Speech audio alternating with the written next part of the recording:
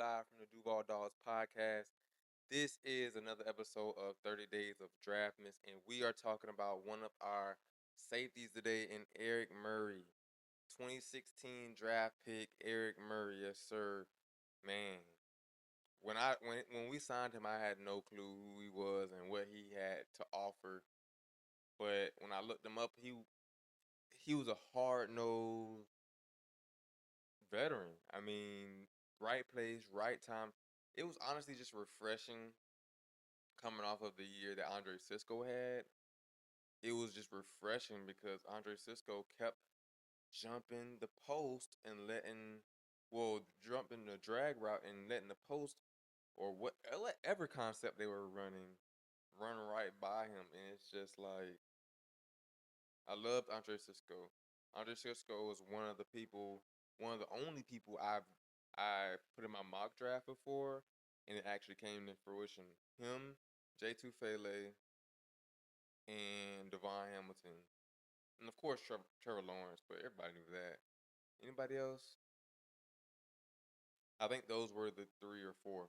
Um, so yeah, tough luck. But coming off of an Andre Cisco year where he signed to the Jets and we signed Eric Murray, it was very refreshing to not see many, if any, deep balls just being bombed down the field back to back, at least once a game, it seemed like. Just don't remind me of the Chief game. Do y'all remember that? Jeez Louise. So Eric Murray, Eric Murray was drafted back in 2016. Um, he was, of course, a safety. Oh, he was a cornerback in college. Cornerback in college. I did not know that. NFL safety, played for the Minnesota Golden Gophers.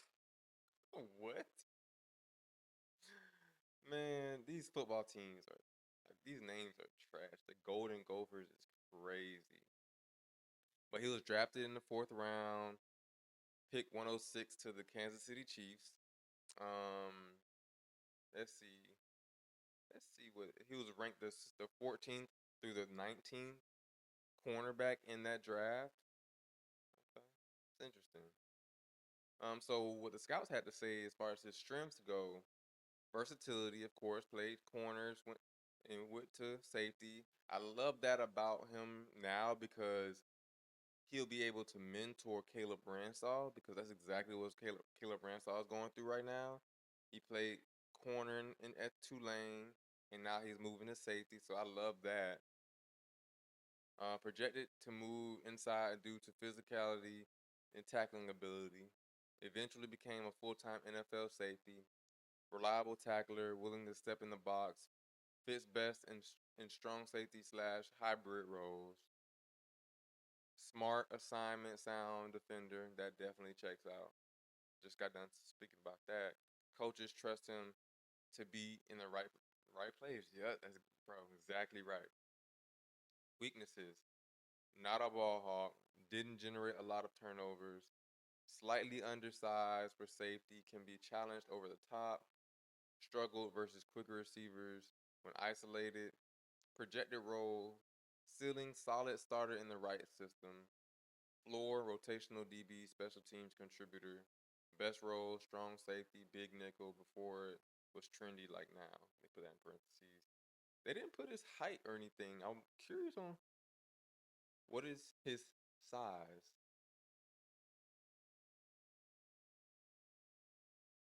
So Eric Murray is 5'11", 199. Okay. What was his pro day slash combine um attributes?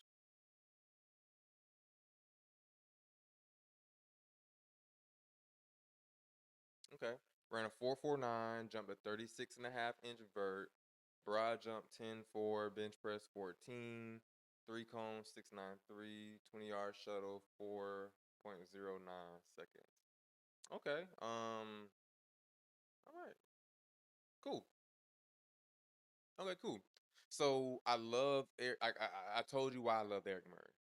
He's right place, right time. He's not uber athletic, but he's not going to be in the wrong place. Like I tell people all the time, you can run a 4.2 in the wrong direction. That 4.2 ain't worth nothing, right?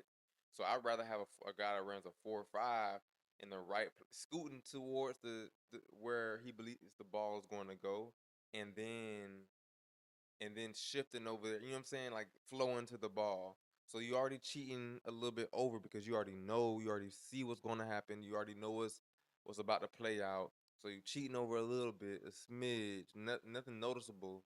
And then when the ball snaps, you recognize the routes, you understand what's about to happen, and you're there, right? That's what I want.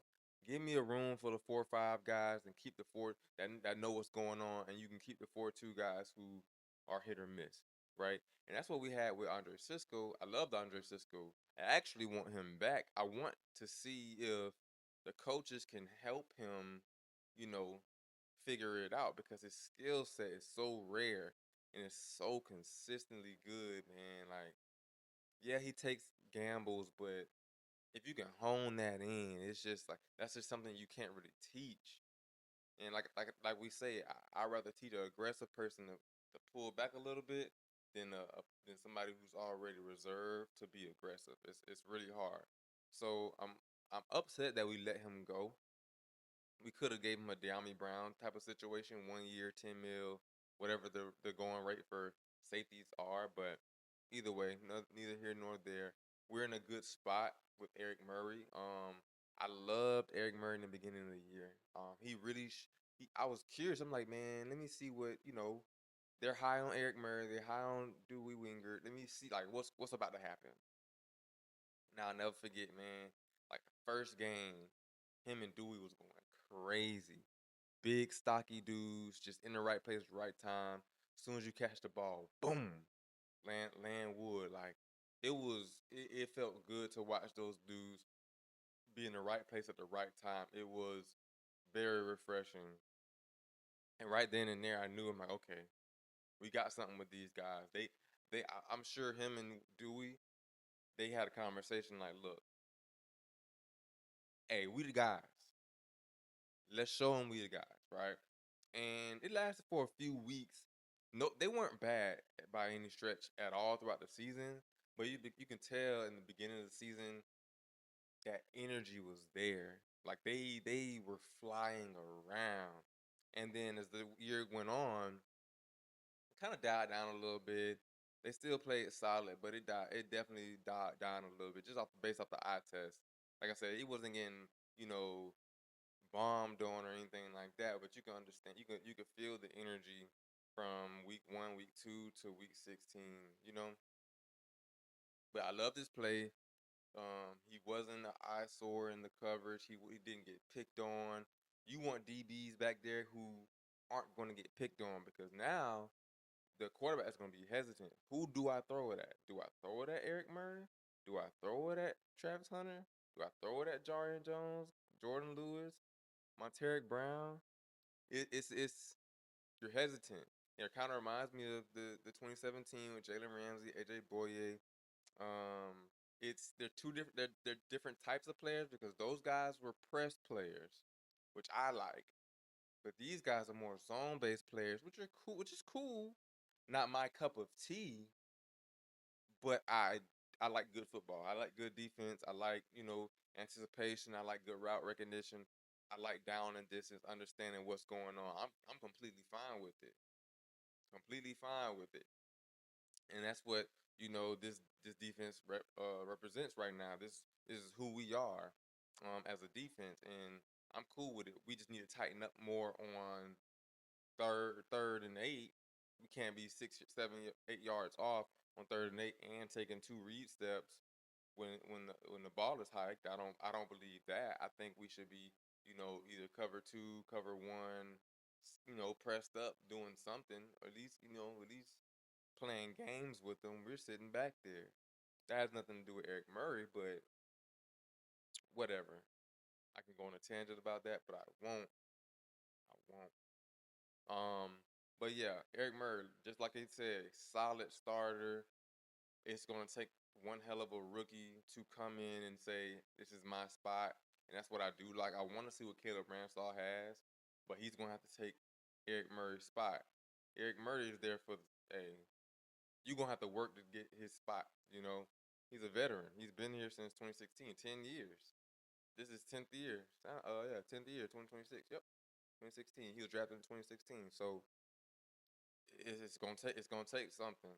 And so when I do see a rookie or Caleb Branshaw on the field and Eric Murray is, either out or just, taking less reps, I can respect and I can respect the rookie or the younger player, and I can expect greatness from the rookie because it or the younger player, because I know what it took to take Eric Murray's spot or to take reps away from Eric Murray.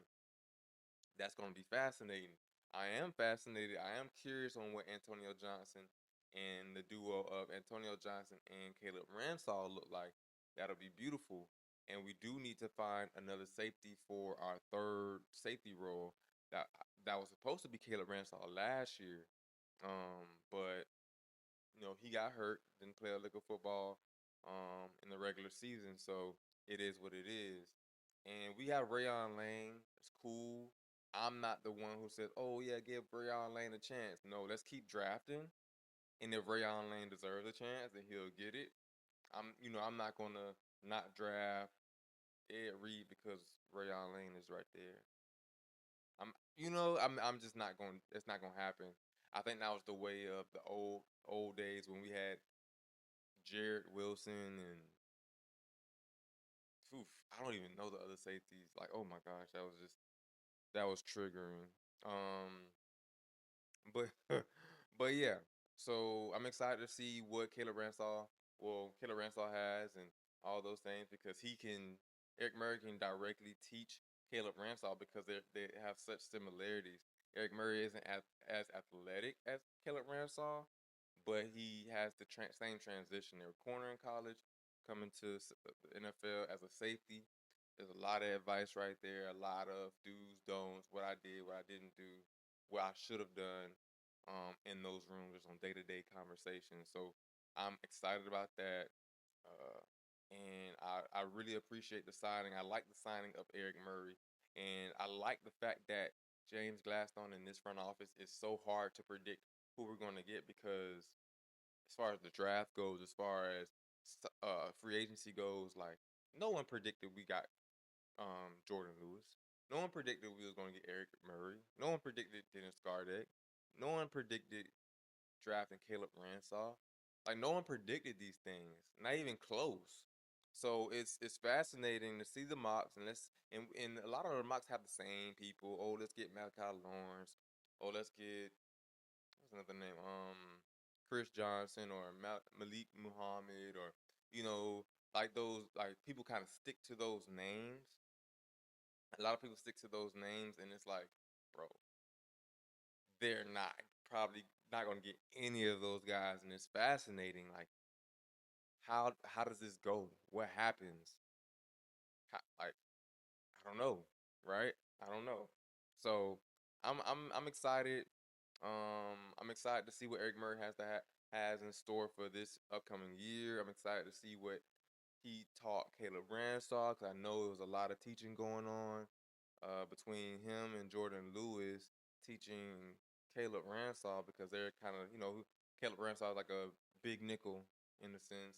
So Antonio Johnson teaching them stuff, just feeding them knowledge, man.